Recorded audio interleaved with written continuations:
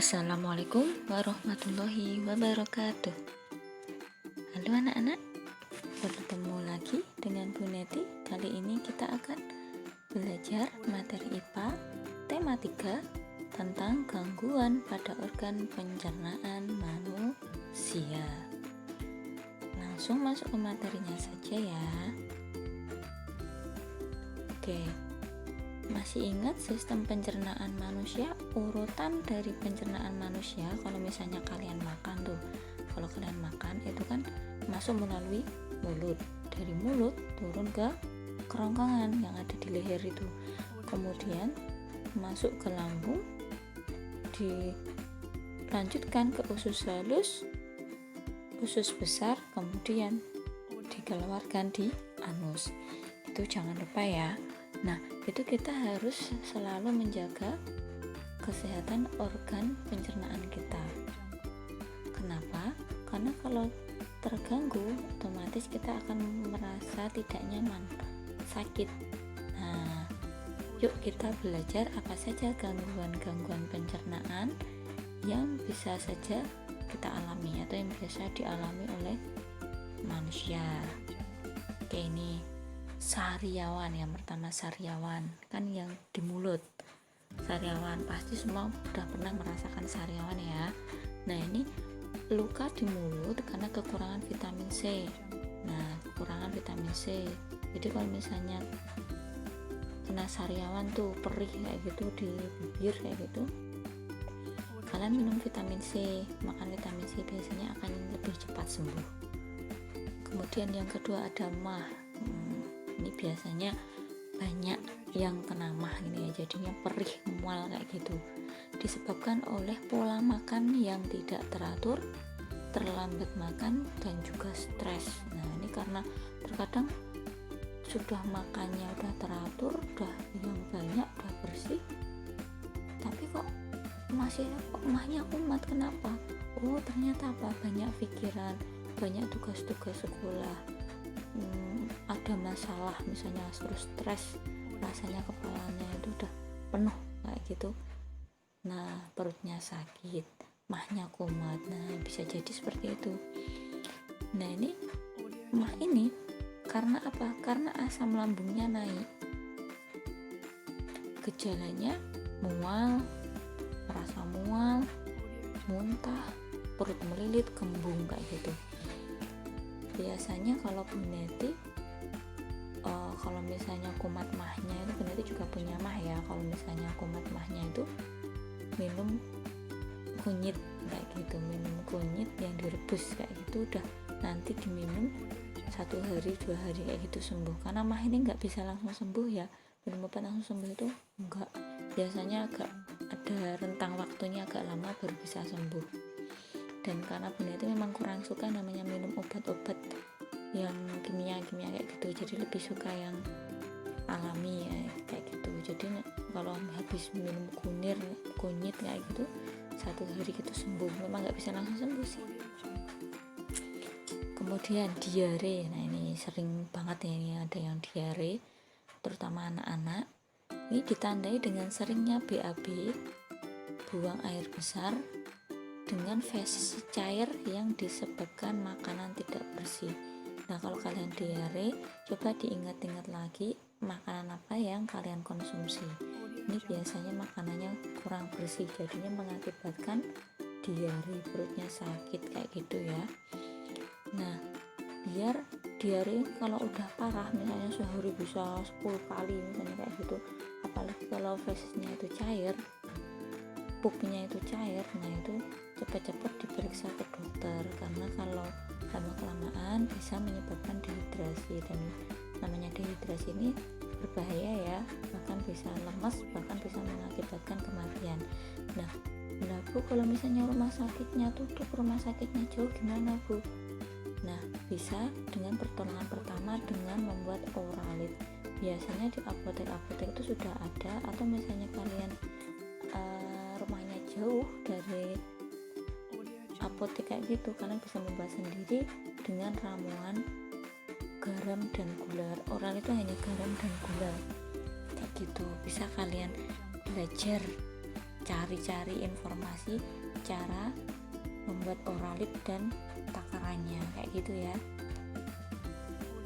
Selanjutnya disentri merupakan radang usus yang menimbulkan tinja lendir bercampur darah.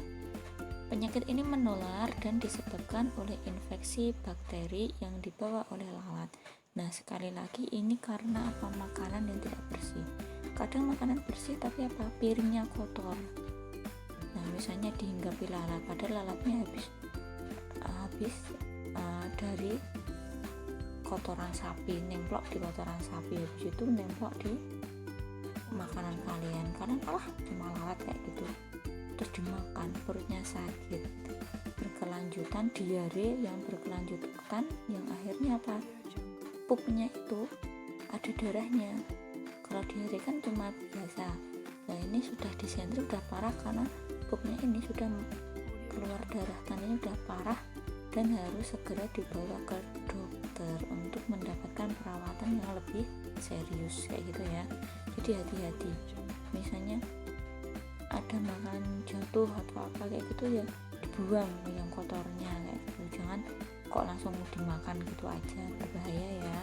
Apalagi kondisi seperti ini yang kita nggak tahu, kelihatannya aja bersih tapi ternyata banyak kumannya, banyak bakterinya, banyak virusnya, jadi hati-hati. Selanjutnya sembelit atau konstipasi. Sembelit ini merupakan susah buang air besar karena feses keras yang disebabkan kurangnya serat dan air minum. Nah, berarti kalian harus sering-sering minum air putih. Minumnya itu bukan minum yang jus, minum yang soda itu enggak ya, minumnya air putih aja, itu lebih sehat. Dan sebisa mungkin dengan air yang sudah matang atau yang sudah direbus. Karena yang misalnya yang minuman-minuman yang katanya udah langsung minum itu, walaupun katanya bersih, kita juga nggak tahu di dalamnya itu ada apanya ya, kayak gitu. Dan perbanyak makan sayur karena sayuran itu banyak mengandung serat. Aku nggak suka belajar agar suka makan sayur, pelan-pelan aja, yang penting berkelanjutan kayak gitu ya. Kemudian wasir merupakan pembengkakan pembuluh darah di sekitar anus. Nah, ini biasanya juga sama karena kurang serat, kurang air minum, terus kemudian mengangkat beban yang berat, jadi tertekan kayak gitu ya, kayak gitu. Sering terjadi di ibu hamil awalnya itu nggak kenapa-napa, ketika hamil nanti jadi wasir. Wasir itu apa sih Bu? Itu benjolan di anus kalian, di tempat kalian, pup kalian itu ada kayak benjolannya, entah itu perih atau sakit atau bukan benjolan kayak gitu. Nah, itu banyak makan serat ya dan minum air yang banyak. Kemudian radang usus buntu, mungkin ada yang pernah mendengar ya, radang usus buntu ini disebabkan oleh bakteri yang menyebabkan usus buntu bengkak. Ini kalau parah usus buntunya ini, kalau udah bengkak bahkan bisa pecah. Kalau pecah nanti lebih bahaya lagi karena bisa mengenai organ-organ dalam kita yang lain. Nah, usus buntu ini masih banyak perdebatan di kalangan ilmuwan kayak gitu ya, karena usus buntu ini dari dulu, dari lahir itu udah ada, tapi apa itu nggak ada seakan-akan tuh nggak ada fungsinya gitu loh. Tapi ketika dipotong kayak gitu juga nggak berpengaruh apapun, tapi kok ada kayak gitu. Nah, tapi menurut penelitian yang terbaru ini, ternyata di usus buntu ini meningkatkan imunitas tubuh kita gitu. Jadi di usus halus ini, kalau kita punya usus buntu itu ternyata membantu dalam imunitas kita. Biasanya kita lebih kuat, lebih tahan terkena penyakit kayak gitu.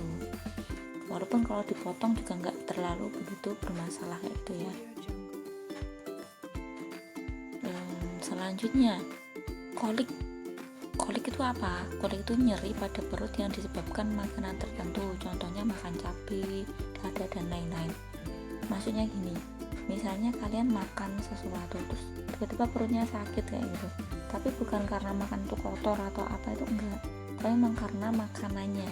Contohnya karena makan pedes, makan sambal yang banyak terus perutnya sakit, itu kan bukan karena makanannya kotor, tapi memang karena makanannya itu yang pedes yang membuat sakit perut. Nah, sakit perutnya itu namanya kolik gitu. Bisa juga kalian makan rambutan terlalu banyak, terus perutnya jadi perih kayak gitu, nah itu kolik. Atau makan durian itu kan banyak mengandung gas tuh.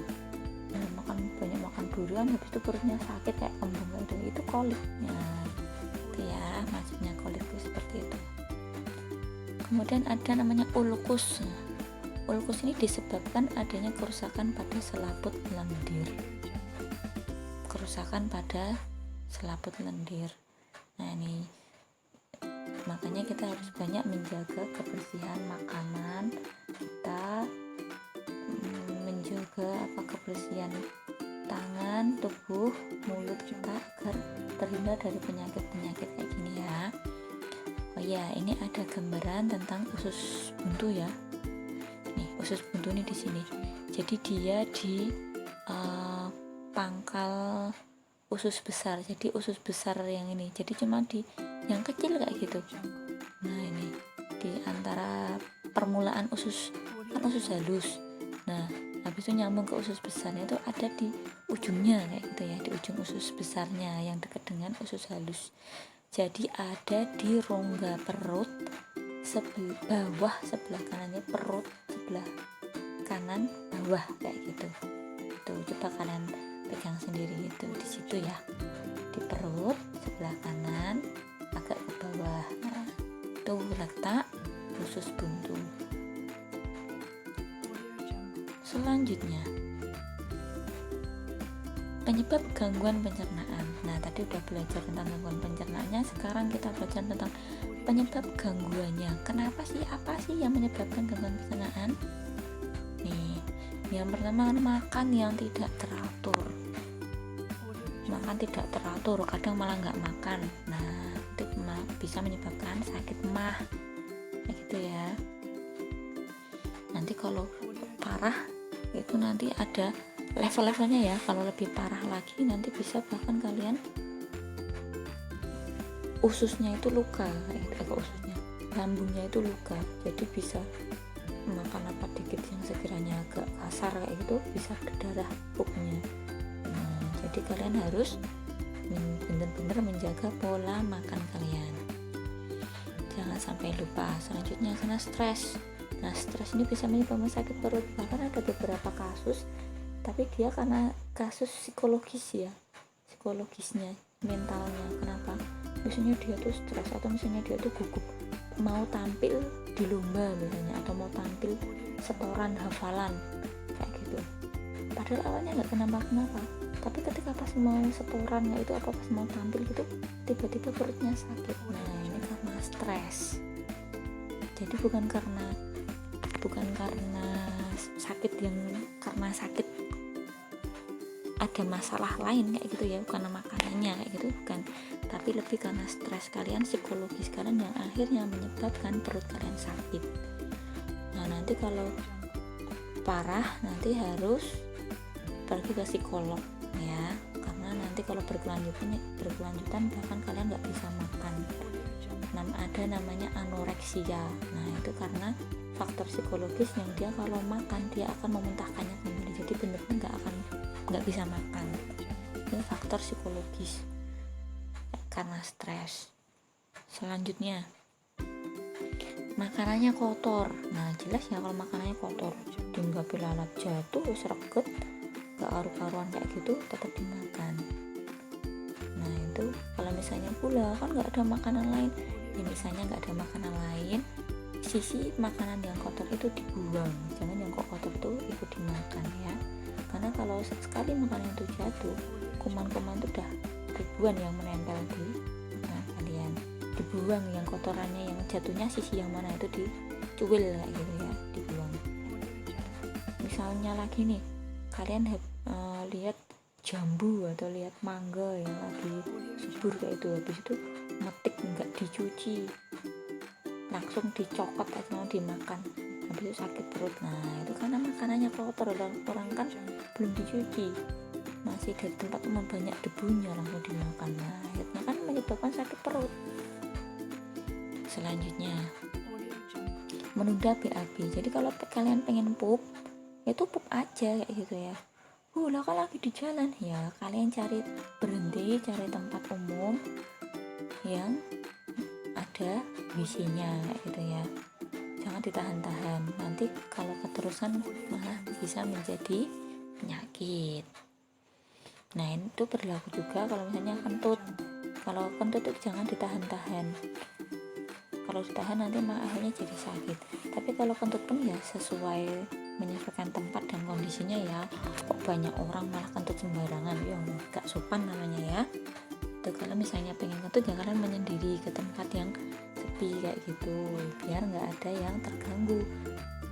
Tahu-tahu bukan nggak ada suaranya, ya makbes kayak gitu ya, nggak kedengeran, tapi baunya itu membunuh teman-temanmu yang lain kayak gitu ya.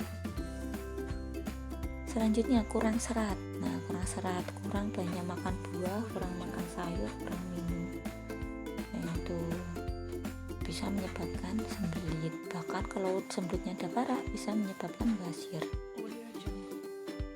Selanjutnya kurang minum. Nah minum sehari minimal kita minum 8 gelas sehari ya. Gelasnya yang besar, bukan gelasnya kecil-kecil itu. Tuh. Selanjutnya yang menyebabkan gangguan pencernaan tuh makan berminyak. Misalnya nih, makan berminyak itu apa tuh? Contohnya karena banyak makan gorengan atau makan gulai atau tongseng kayak gitu, yang banyak makanan yang berlemak-lemak, yang biasanya itu ada lemak-lemaknya di atasnya itu kelihatan, banyak santan-santannya. Nah itu menyebabkan kolesterol juga itu. Nah kalau kolesterol nanti bisa jatuhnya ke jantung. Nah dikurangi makan makanan yang berlemak ya. Selanjutnya kurang olahraga. Mager males gerak. Mulai sekarang bergerak walaupun cuma jalan-jalan keliling rumah 7 kali kayak gitu, sambil jogging sekeliling rumah 10 kali ya nggak masalah, itu sudah olahraga. Atau naik turun tangga itu sudah olahraga, asalkan teratur. Enggak kok jalan-jalan tapi cuma sebulan sekali, itu sama aja nggak olahraga itu ya. Lanjut, sekarang bagaimana upaya menjaga kesehatan organ pencernaan? Yang pertama, mencuci tangan sebelum makan. Jelas sekali ya, cuci tangan dulu sebelum makan. Terutama ini anak-anak nih, biasanya kalau makan asal comot aja, padahal habis main di luar, mainan bola, mainan entah megang apa-apa, pasaran misalkan. Kalau anak itu kan suka pasaran, main tanah kayak gitu, daun-daunan, habis itu ada cemilan langsung makan, akhirnya sakit perut. Nah, itu karena kotor tangannya. Selanjutnya makan teratur dan tepat waktu. Jelas ya, biar nggak menyebabkan penyakit perut.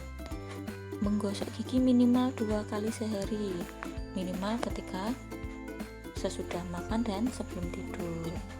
Selain karena itu untuk menjaga organ pencernaan, yaitu karena biar giginya itu nggak rusak, giginya biar nggak bolong-bolong. Karena ketika kita tidur, kuman-kuman yang ada di bakteri yang ada di mulut kita itu bekerja ekstra. Jadi ketika tidur, kuman-kuman itu berbondong-bondong melubangi gigi kalian, menyerang gigi kalian. Nah makanya harus gosok gigi sebelum tidur. Selanjutnya mencuci peralatan makan. Iya, misalnya kalian makan pakai piring bersih kayak gitu, bersih, ditaruh habis itu nggak dicuci, dipakai lagi kan tadi nggak kotor udah nggak tapi nggak dicuci, tapi kan tadi nggak kotor ya, sama aja itu kan udah nempel lagi tuh kuman-kuman kotorannya, sisa-sisa tadi kan kita nggak tahu tadi udah di encok apa tadi di piringnya gitu ya. Jadi dibilas lagi, dicuci lagi pakai sabun. Kemudian mencuci buah dan sayur. Nah, seperti yang Bu Neti bilang tadi, kalau makan misalnya ibu baru beliin apel misalnya, baru datang belum dicuci, apalagi tangannya nggak cuci tangan juga, langsung ngambil langsung makan apelnya, ya udah alamat, nanti nggak lama kemudian sakit perut. Aku nggak sakit perut tuh, ya itu kebetulan aja, kamu lagi beruntung. Kalau nggak beruntung ya bisa nanti diare kayak gitu ya. Oke, kayak gitu. Lanjut, tumpeng gizi seimbang. Nah, ini tumpeng gizi seimbang sudah yang sudah kalian pelajari kemarin. Ada protein, minyak, gula, garam, gunakan seperlunya saja. Protein hewani, ini ada ayam, ikan, daging, telur, susu. Dikonsumsi 2-3 porsi per hari. Makan juga protein nabati, itu ada kacang-kacangan, tahu, tempe, ada buah-buahan, sayuran, karbohidrat, nasi, roti, mie, jagung, dan sebagainya. Air minimal 8 gelas per hari, dan juga olahraga secara teratur. Nah, ini dalam satu porsi makan harus ada itu ya, ada karbohidrat, protein hewani, protein nabati, lemak gitu. Nah, dalam kandungan makanan yang kamu konsumsi ini kan ada vitamin-vitaminnya. Jadi kalau misalnya makan sayur jangan kok cuma wortel terus bisa, atau kangkung terus, itu jangan ya. Jadi diganti-ganti, karena vitaminnya itu biar seimbang. Kan vitamin ada vitamin A, vitamin B, vitamin C, vitamin D, vitamin E, dan vitamin K. Kalau kalian makan wortel aja ya cuma yang terpenuhi hanya vitamin A nya saja, tapi vitamin lainnya nggak terpenuhi kayak gitu ya. Jadi harus banyak mengkonsumsi beraneka ragam makanan, jangan cuma satu makanan kok itu ya. Oke, sudah. Demikian penjelasan dari Bu Neti. Kurang dan lebihnya Bu Neti mohon maaf. Ada yang perlu ditanyakan silahkan tanyakan di komentar atau japri. Bu Neti akhiri, wassalamualaikum warahmatullahi wabarakatuh.